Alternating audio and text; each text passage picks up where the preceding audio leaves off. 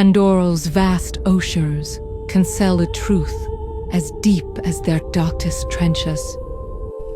But the greatest minds on this moon may not belong to the beings who walk its shores. Life here has forged consciousness in forms we are only beginning to comprehend, utterly challenging our most fundamental definitions of intelligence and civilization. We have observed a bond between a clan of Na'vi and a species of marine giant that transcends simple symbiosis, hinting at a shared culture and soul.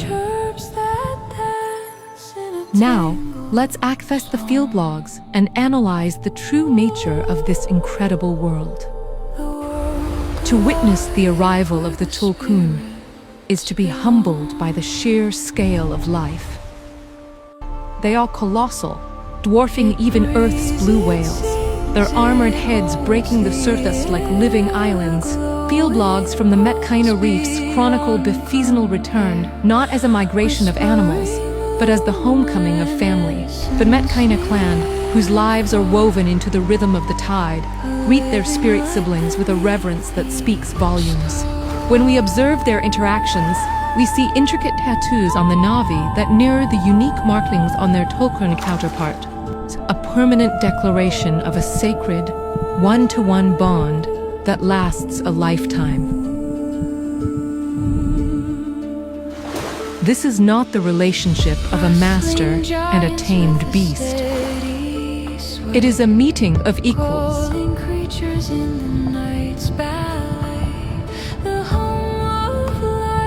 The Tulkun display complex greeting behaviors, specific sequences of calls, nuanced movements of their vast pectoral fins, and a gentle, deliberate proximity that indicates trust and recognition.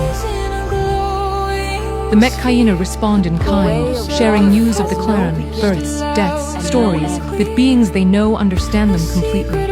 This initial contact, documented in countless hours of observation, provides irrefutable evidence of profound social intelligence. But it is what comes next, the haunting, complex melodies that rise from the deep, that truly signals we are in the presence of a culture as ancient and sophisticated as any we have ever known. The melodies that emanate from the Tulkun are far more than the simple calls of Earth's cetaceans. They are, in fact, one of the most complex forms of communication we have ever encountered. Spectrographic analysis of their songs reveals an incredible density of information. With layered frequencies, intricate rhythms, and recursive structures that bear the hallmarks of a true syntax. This is not just communication, it is oration. The Metkaina refer to a Tulkun's personal history as their three-mark song, a living chronicle of their life. But when we analyze with concept, we find it isn't a thing-thong, but a vast, evolving composition. From the Great Mother came the first song, and from that song grew our ancestors. They compose, they remember, they editorialize. Their entire culture is an oral history, sung into the memory of the ocean itself.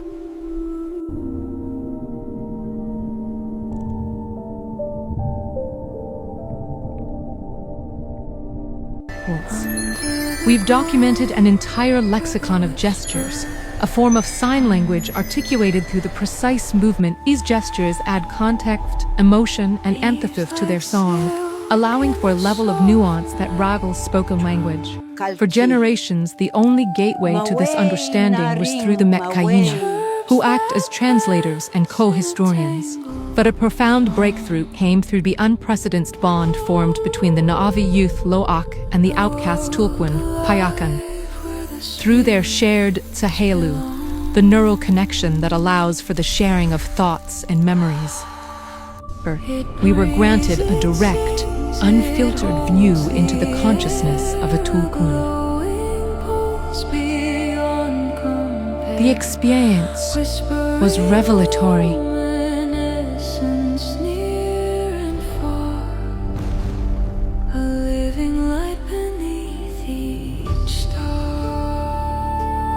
Hayakin was able to convey the full narrative of his exile, the attack on his mother by human whalers, but his youthful decision to break the Tulkun's most sacred law in an act of violent retribution, and the subsequent sorrowful judgment of his own people.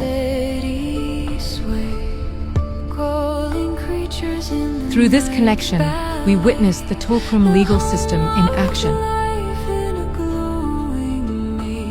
It is not a primitive code, but one based on a profound ethical principle, an absolute vow of non-violence known as the Tulkun Way. Pyarkin wasn't cast out for being a monster, but for violating this core tenet of their civilization. His pod's decision was not one of anger, but of deep cultural pain and the need to preserve their identity. The neurobiology supports these observations. Scans conducted via remote drone during a Sahelu event show that the Tulkun brain possesses regions for emotional processing, long-term memory, and abstract thought that are proportionally larger and more complexly structured than those in a human or Na'vi brain.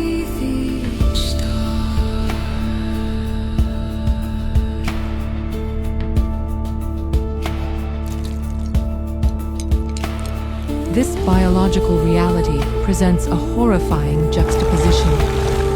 To the RDA, the Tulkun are nothing more than a resource hunted for a priceless anti-aging enzyme called amrita, which is harvested directly from their brainstems.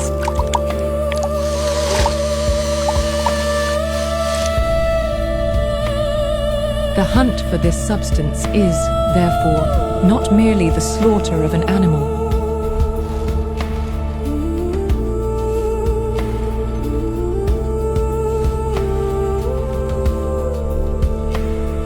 Every Tulkun killed represents the burning of a library.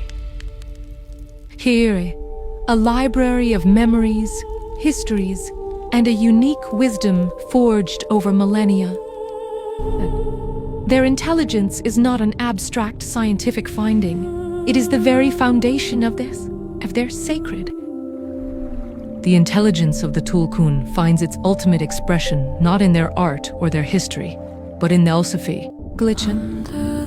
This absolute vow of pacifism is the bedrock of their civilization, a conscious, collective. When we consider the sheer physical power these creatures possess, the ability to shatter seafloor rock and splinter the hulls of armored vessels.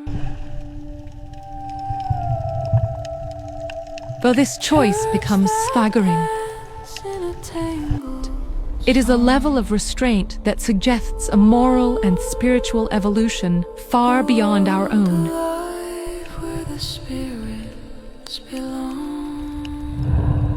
This is not the passivity of a prey animal. It breathes, it sings, it holds the air, glowing pulse beyond. That to cause a death is to inflict an incurable wound upon itself. Hayakin's tragic story serves as the critical data point for understanding this law. His act of vengeance, while emotionally understandable to us, with a catastrophic violation to his people, his pod's judgment was not simply a punishment, but a lament for a spirit that had lost its womb. Rustling giants with a steady sway.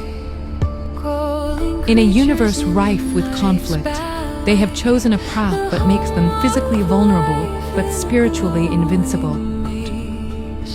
Their survival is measured not in the number of enemies they can defeat, but in their aims.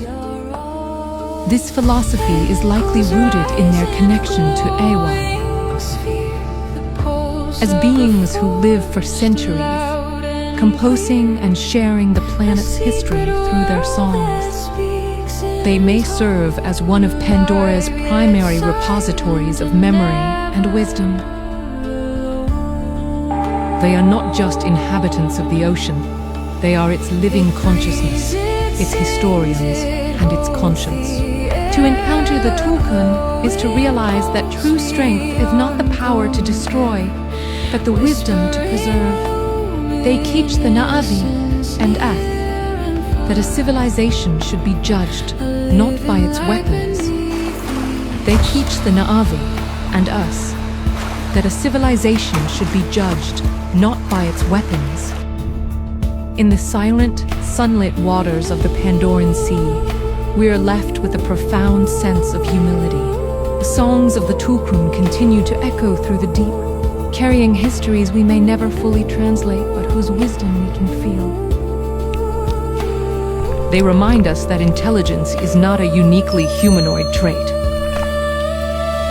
and that the lost of gast cultures may not build cities, but instead cultivate a harmony with the world so complete that violence becomes unthinkable, leaving only the endless, patient rhythm of life.